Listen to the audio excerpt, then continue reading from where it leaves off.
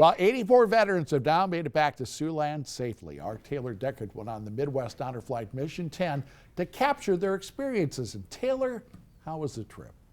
Well, Mission 10 was one for the books. These veterans served so we could have our freedom today. And on Wednesday, they got the trip of a lifetime to Washington, D.C. Here are just a few of those highlights.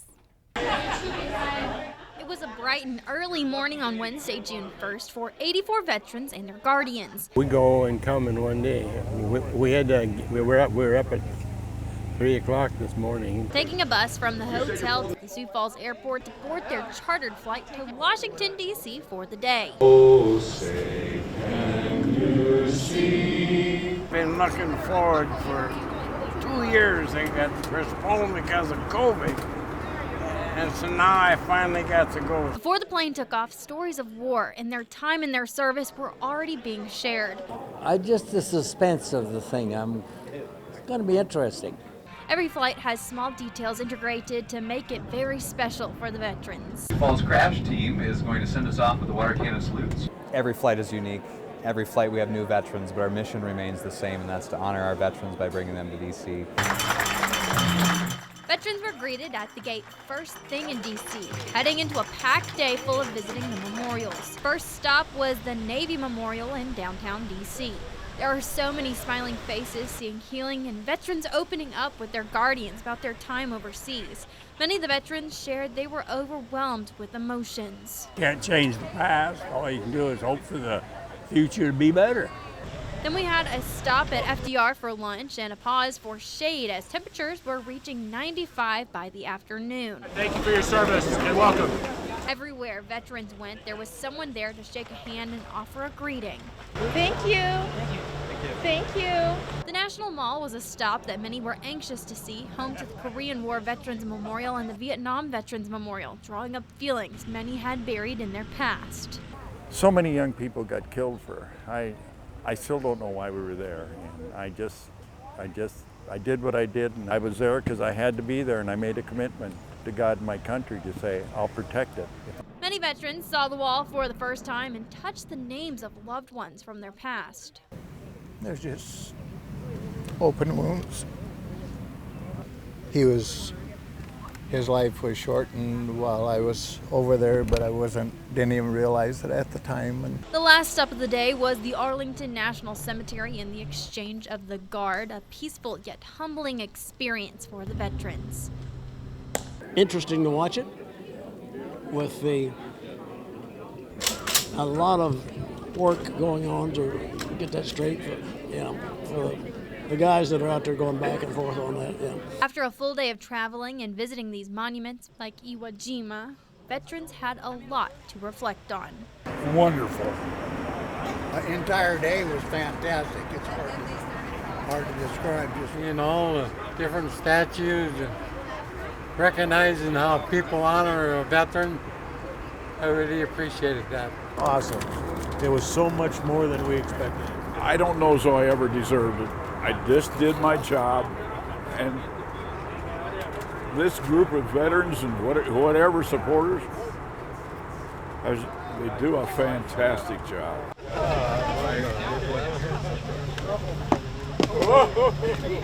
It's okay. The surprises weren't over yet. The trip home was very special to these veterans, even incorporating their loved ones. It was mail call on the plane. Volunteers passed out a bag of mail with letters sent in by loved ones to each individual veteran. Many veterans say it was emotional reading the thank yous and the notes from people close to them. Says, Dad, thank you for everything. You mean the world to me. I wish I could take away your pain, but I want you to know that I'm still here for you. Love, Adam. Arriving in the airport, they were greeted with the sound of bagpipes and walking down an aisle of flags to load up on the bus. But to their surprise, they were driving into the welcome home they deserved the first time, but this time with the loved ones they have surrounding them. And with a full 18-hour trip comes a lot of memories and moments that I got to witness and capture. I plan on sharing even more of these stories with you all, the veterans and their families, on Sunday night on CBS 14 at 10. There's just so much more to share. Larry? Wow, miraculous. Thank you so very, very much for that, Taylor. On June 1st, veterans from all over the Midwest had the opportunity to fly to Washington, D.C. for the day with Midwest Honor Flight and visit the memorials created in remembrance of the wars and countless others served in for our freedom. For many, this was their first opportunity to see these memorials, an emotional day for the veterans and the family and friends beside them. Tonight, we continue sharing their stories and other moments from Honor Flight Mission 10. Mission 10 was a huge accomplishment for Midwest Honor Flight. The first flight was back in August of 2017. Over the past 5 years, it's given over 900 veterans the chance to see memorials for wars and branches of the military in which they served. This organization has been running full steam with volunteers only until this mission.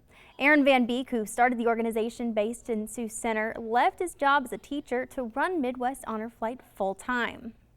Looking forward to the opportunities that come along to expand our mission into territories that we've not been able to reach yet, do more fundraising, because it takes $150,000 for one day for our veterans, between the chartered flight and the food and the busing and everything. And so being able to raise more funds, that means more flights, which means more veterans are being honored. At the banquet the night before the flight, the board surprised Aaron with a sweet message and video highlighting his work and dedication to this organization. The board just wanted to recognize Aaron. You know, we're in the process of now bringing him on full-time as our Chief Executive Officer. He essentially has dedicated full-time hours and enthusiasm to Midwest Honor Flight from the beginning while teaching third grade full-time. Aaron is very dedicated to his work, making sure veterans get the same or similar experience whether they went on the first mission or the 10th mission. I had the honor of attending my second honor flight, and one thing about Mission 10 that stuck out, there was a theme going for several of the veterans. It was family, whether it be a guardian who was a family member, a brother who served together, or a surprise at a monument. We captured it all. Here are a few of the sweet moments with the family. Work together, farm together.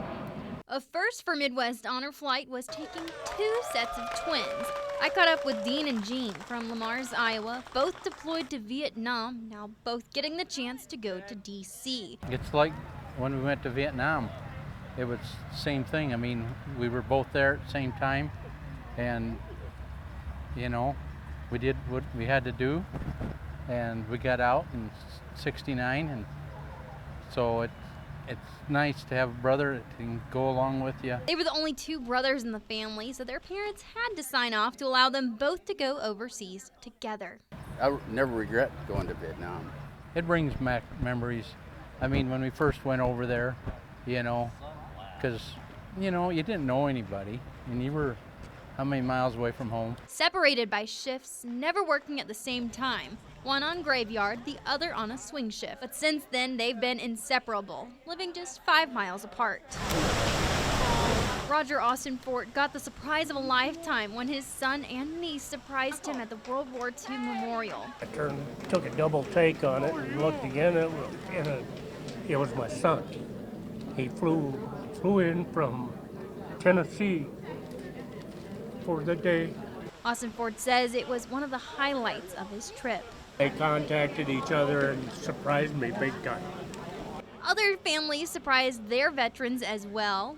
I didn't know he was coming. Showing up to spend the day with their parents. The youngest one, he's pushing me, and I didn't know this older one, he was coming, but he was a pilot in the Navy. A trip of a lifetime for the veterans and getting to experience it with family.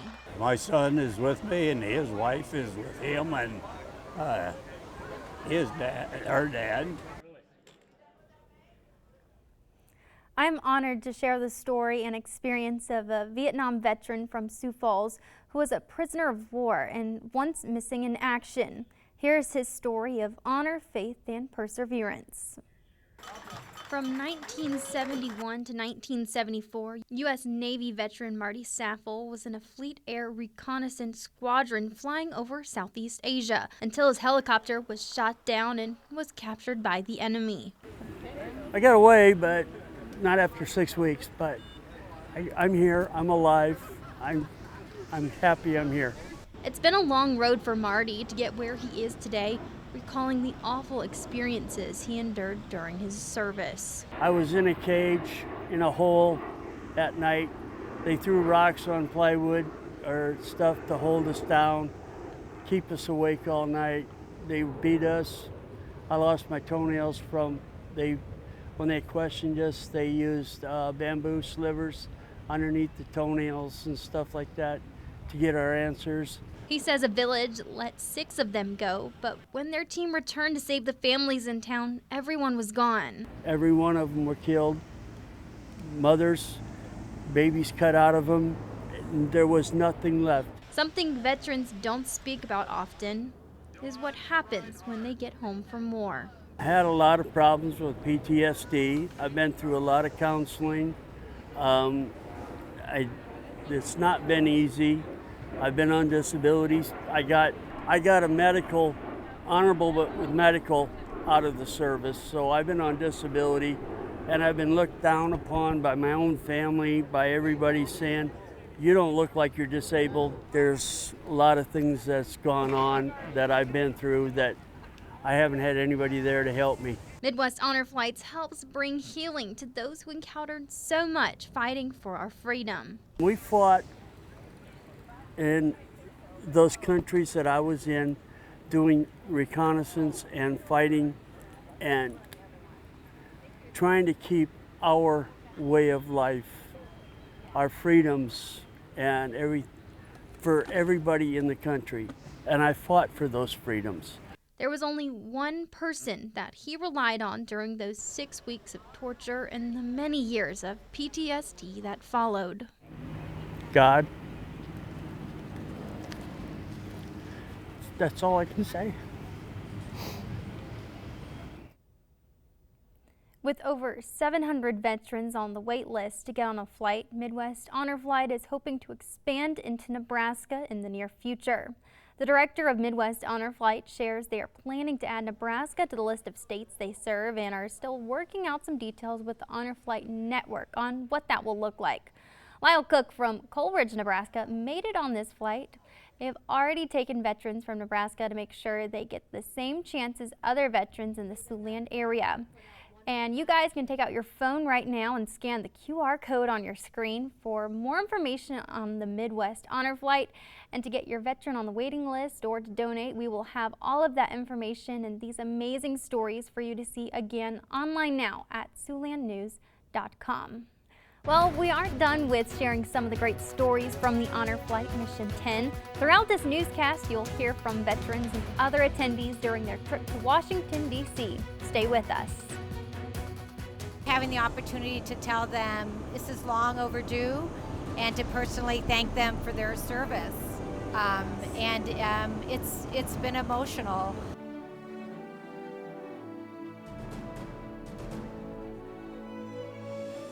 Got a great guardian. He's a Marine. He's a great guy. Took care of me. Anthony Moody, and he's from St. James, Minnesota, and he's a wonderful person. He takes time out of his life to be one of our guardians, you know, and that means a lot to us.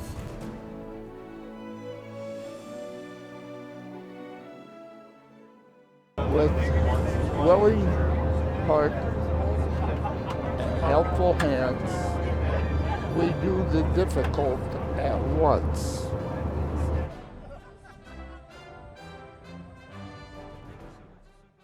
And I would do it again in a heartbeat, just to make sure that everybody has the freedoms that God's given them.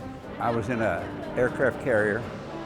I flew radio man on a A-3D attack bomber in North Korea.